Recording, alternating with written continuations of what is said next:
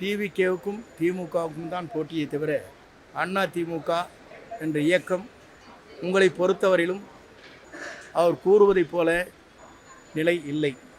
ஏனென்றால் இந்த இயக்கத்தை உருவாக்கி இருக்கிற புரட்சித் தலைவர் படம் இல்லை, புரட்சித் தலைவர் அம்மாவுடைய படம் இல்லை. என்டிஏ கூட்டணியுடைய கூட்டம் பாரதபுரமுடைய தலைமை அங்கே பாரதபுரம் வருகிற போது அந்த நிகழ்ச்சியிலே பின்னாலே வைக்கப்பட்டிருக்கிற பேனரில் இல்லை. அப்படி என்றால் யாரை நம்பி இவர் கட்சியை நடத்துகிறார்? இவர் முகத்துக்காக ஓட்டு போடுகிறார்களா? அந்த அளவுக்கு செல்வாக்கு மிக்கவரா? குறிப்பாக இவர் எந்த தேர்தலிலும் வெற்றி பெற்ற வரலாறே இல்லை. நாடாளுமன்ற தேர்தல், சட்டமன்ற தேர்தல், உள்ளாட்சி தேர்தல் அனைத்துமே வெற்றி பெற முடியாத ஒரு சூழ்நிலை ஏற்பட்டிருக்கிறது என்பதை அவர் உணர்ந்திருக்க வேண்டும். அதை உணராமல் செல்வாக்கு மிக்க தலைவரை, நாளை தமிழகத்தை ஆளப்போகிற மக்களால் தேர்ந்தெடுக்கப்படுகிற மக்கள் அனைவருமே ஒரு மனதாக ஒரு புதிய மாற்றத்தை விரும்புகிறார். இதுதான் உண்மை.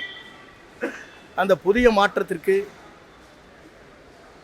ஆண்டுக்கு 500 கோடி ரூபாய் வருவாய் தேவையில்லை என்று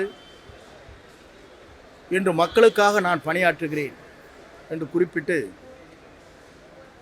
களத்திலே இறங்கி இருக்கிறார்கள். நீங்கள் எல்லோரும் கேட்கக்கூடும், அண்ணா திமுக காரருடைய இல்லத்திலும் சரி, மற்ற திராவிட முன்னேற்ற கழகமாக இருந்தாலும் அவர் வீட்டிலே சென்று கேட்கின்ற போது அவருடைய குரல் எப்படி இருக்கிறதுன்னு சொன்னால், அவருடைய மனைவி, மகன், மகள் எல்லோருமே புதிதாக உருவாக்கப்பட்டிருக்கிற டிவிகேவுடைய தலைவர் வெற்றி தளபதி விஜய் அவர்களுக்குத்தான் எங்கள் வாக்கு என்று சொல்லப்படுகிற நிலை இருக்கிறது.